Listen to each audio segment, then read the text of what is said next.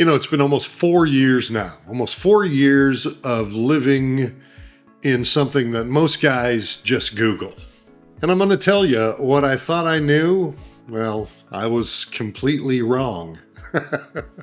By the end of this video, you're going to know exactly what happens when the honeymoon phase wears off. What I'd do differently, what surprised me the most, and the one decision that looked like on paper that it could have been the worst mistake of my life actually may have turned out to be one of the greatest moves. Here's what nobody tells you about year one. Everything is exciting. The food, the people, the cost of living, the pace of life. You're walking around thinking, how did I not do this sooner? And then year two hits.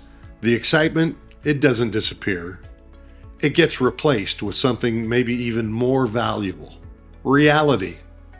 Not bad reality, just reality.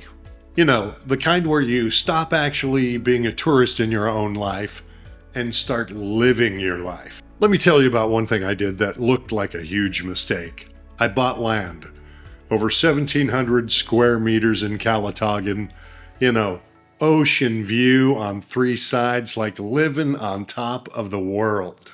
You stand on this property and you'd swear you have died and gone to heaven. The view is that beautiful. And I had big plans, build a house, create something new. But then I started getting quotes. Drilling a well, retaining wall, getting electricity up from the city. And the numbers, they just got out of hand fast. And I'm not going to lie. I thought for a second, did I just make the biggest mistake of my life? I know, the haters would love to know that I did. But here's what happened. We stepped back, looked at the whole picture, and made a decision. Stay on Samar, improve what we already have, keep hold of the land in Kalatagan. Look, the area around the property has development plans by the San Miguel Corp. I'm talking like condos, hotels, golf course, all of that. Value of the land is going up. And one day, that land doesn't become the house that I built. It becomes something that I leave behind for my wife and kids. That's not a mistake. I think that's called playing the long game. And I sleep better knowing that I got a piece of paradise. The value continues to grow, and I can continue to build what I've got going on here. So what did we build instead? Well, I like to refer to it as the jungle bunker. Because when I first got here, let's just say it was rustic.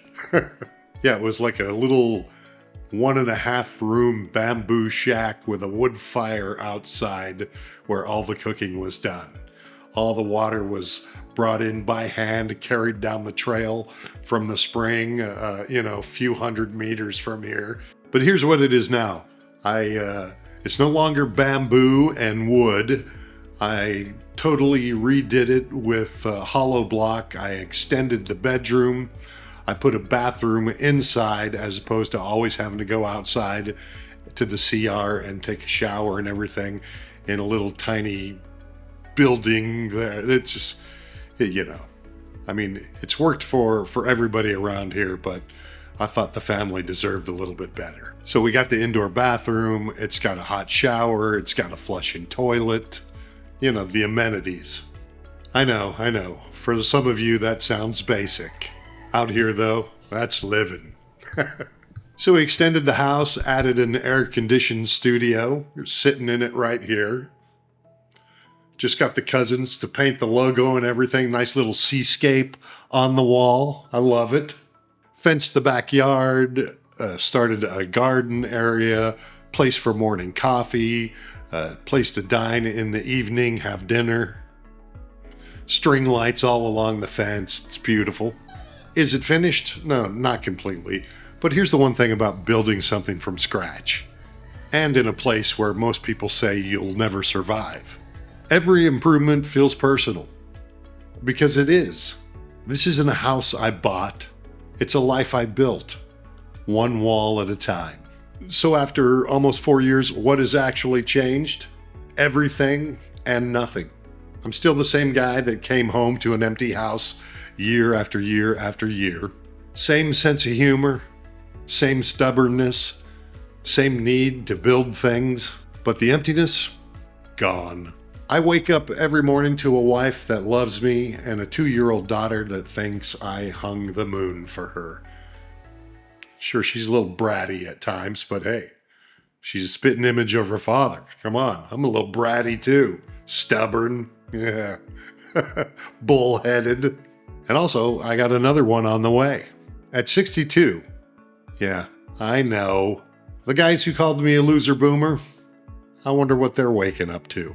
But here's the thing that surprised me the most. It wasn't the culture, it wasn't the traffic, it wasn't the food, the pace of life. It was how quickly that this became normal. Not boring normal, real normal. The kind of normal you stop counting days since you left. Then you just start living. And that's when you know you made the right call. When you stop looking back, not because you're running, but because there's nothing back there that compares to what's right in front of you.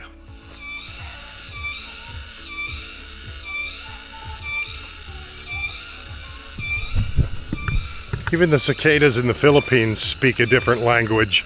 If you're watching this and you're still on the fence, still researching, still asking yourself if it's too late, let me tell you something from almost 4 years in.